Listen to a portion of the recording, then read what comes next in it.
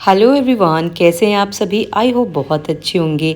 और कैसी चल रही है आप लोग के सुपर टेट की तैयारी, क्योंकि अभी वैकेंसी आने वाली है और हमें अपनी तैयारी में लग जाना है। क्योंकि अगर हम अभी से नहीं तैयारी शुरू करेंगे तो कहीं ना कहीं हमारा जो सिलेबस है वो लैग कर जाएगा और फिर हमें बहुत ज़्यादा प्रॉब्लम होगी। सो मैंने भी अपनी पढ़ाई जो है स्टार्ट कर दी है और अभी थोड़ा थोड़ा ही करके पढ़ूंगी।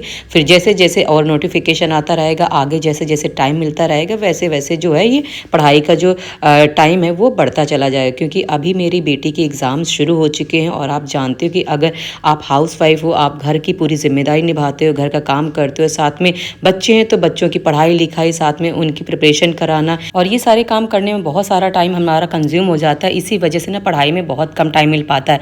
लेकिन मेरी अभी जैसे 10-12 दिन बेटी के एग्ज़ाम चलेंगे तो उस बीच मेरी यही कोशिश रहेगी कि मैं एक सब्जेक्ट जो है ना 4 घंटे आराम से पढ़ लूँ। क्योंकि इसके बाद में जैसे 12:30 तक मेरी बेटी आ जाती है तो मैं सुबह के काम क्या करती हूँ, फटाफट जैसे मैंने खाना बना लिया, झाड़ू लगा दे, पोछा को मैं स्किप कर देती हूँ और इसके बाद में अपनी पढ़ाई कर लेती हूँ, नहा धो के बैठ जाती हूँ पढ़ाई करने के लिए। फिर इसके बाद में जैसे ही मैं ब्रेक टाइम लेती हूँ ना, जैसे मैंने 2.5 घंटे 3 घंटे पढ़ लिया लगातार, फिर इसके बाद में क्या करती हूँ, टाइम जो है उस बीच में जैसे आधे घंटे का मैंने ब्रेक लिया तो उसमें ना मैं पोछा लगा लेती हूँ फटाफट।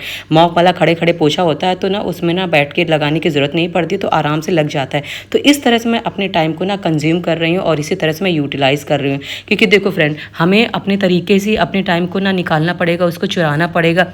अगर ये सोचो कि हमारे एक काम है और उसको करते ही रह जाएंगे तो वो काम हम करते ही रह जाएंगे, पढ़ाई के लिए कभी भी समय नहीं निकलेगा।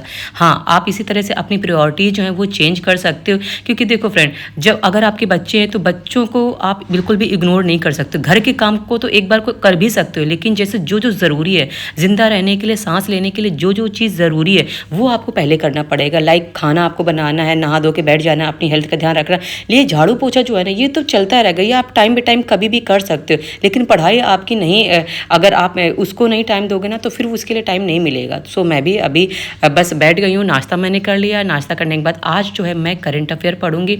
और आप लोग के ना कमेंट भी आ रहे थे कि जैसे कि आप कहाँ से पढ़ रहे हो, सुपर टेट की तैयारी अभी कैसे कर रहे हो। तो देखो अभी जो डिटेल जो सिलेबस है ना उसको मैंने मतलब पूरी तरह से देख लिया है। और साथ में ना पूरे सब्जेक्ट तो देखो नहीं एक साथ पढ़े जा सकते हैं, 2-2 3-3 सब्जेक्ट ऐसे करके ना पढ़े जा सकते हैं। तो अभी जिस टाइम तक मेरी बेटी के एग्जाम चल रहा है मैं सोच रही हूँ बस 2 ही सब्जेक्ट में पढ़ पाऊंगी और उन्हीं को कंटिन्यूअस करूंगी। जैसे अभी मैंने करंट अफेयर पढ़ना शुरू किया, साथ में एक सब्जेक्ट और ले लूँगी। जो जैसे जैसे आगे वीडियो में मैं जैसे पढ़ती चली जाऊंगी वैसे मैं आपको बताती चली जाऊंगी।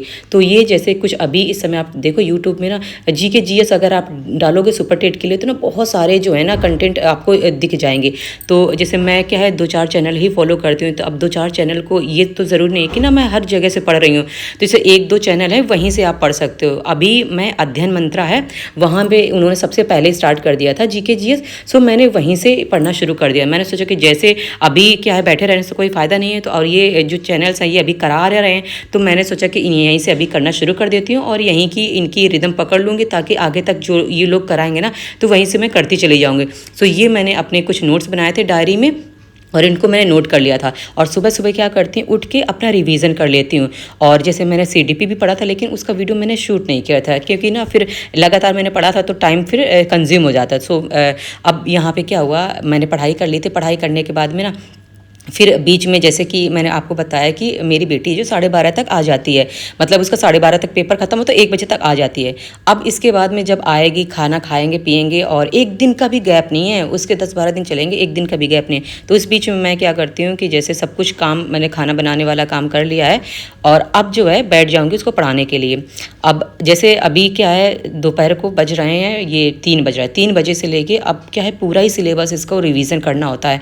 अब यहाँ पे ना मैं क्या करती हूँ, जैसे रिवीजन कर लिया फिर इसके बाद में इसको पढ़ाने के लिए बैठा दे, इसको रेस्ट देने के लिए जब मैं बैठाती हूँ तब उस बीच में घर के जो और काम पेंडिंग होते हैं वो मैं कर लेती हूँ। और अभी इसी तरह का रूटीन जो है वो मैं फॉलो कर रही हूँ। और जैसे अभी इनके एग्ज़ाम जो है ओवर हो जाएंगे तब जो है ना इससे ज़्यादा की जो पढ़ाई हो पाएगी वो कर पाऊंगी। लेकिन जो मैक्सिमम जो सब्जेक्ट है ना एक दिन में वो मैं 2 ही लेके चलूँगी, या फिर बहुत ज़्यादा अगर मतलब पढ़ पाऊँगी तो 3 सब्जेक्ट। देखो इससे ज़्यादा तो पढ़ा भी नहीं जाएगा और ना ही इससे ज़्यादा मुझे लगता है पढ़ना चाहिए, क्योंकि इससे ज़्यादा अगर एक दिन में 3-4 से सब्जेक्ट से ज़्यादा अगर आप पढ़ पाओगे ना तो फिर वो ना दिमाग में कहीं ना लैग करेंगी चीज़ें और याद नहीं रहेगा, क्योंकि रिविज़न हो नहीं पाएगा। लगातार आप पढ़ते चले जाओगे, पढ़ते चले जाओगे, रिवीजन नहीं हो पाएगा तो भी वो चीज़ें ना बेकार ही जाएंगे। क्योंकि जब आप पढ़ते चले जाओगे, रिवीजन नहीं करोगे तो वो फिर लर्निंग आपकी ना पूरी तरह से ना टेम्परेरी ही रहेगी, परमानेंट नहीं हो पाएगी। सो इसीलिए ना एक दिन में कम से कम बस 2 ही सब्जेक्ट पढ़ो, और बहुत ज़्यादा पढ़ने का मन है तो 3 सब्जेक्ट पढ़ लो, इससे ज़्यादा बिल्कुल भी मत पढ़ना फिर बहुत ज़्यादा दिक्कत हो जाएगी।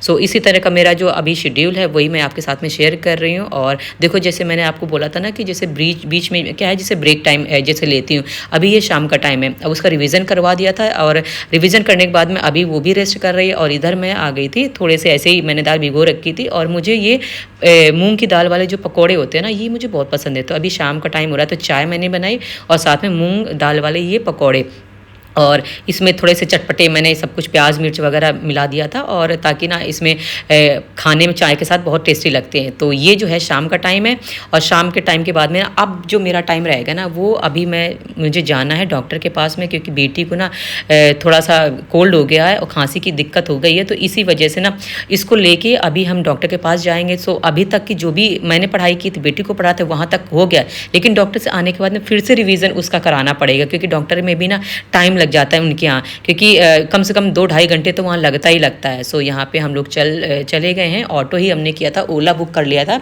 और यहाँ पे मैं हूँ, मेरी बेटी और हस्बैंड है साथ में, ये तीनों लेके जा रहे हैं।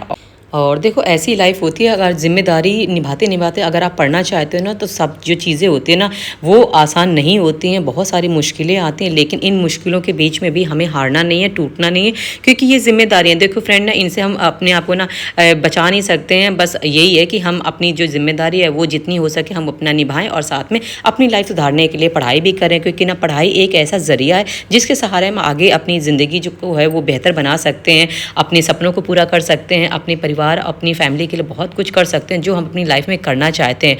सो आप भी ऐसे ही पढ़ते रहो, अपनी जिम्मेदारी है जितनी हो सके उतनी आप निभाओ, और आप बाकी जो टाइम है अपने टाइम को यूटिलाइज़ करो, अपनी पढ़ाई में लगाओ। सो मिलते हैं नेक्स्ट वीडियो में, बाय एंड टेक केयर।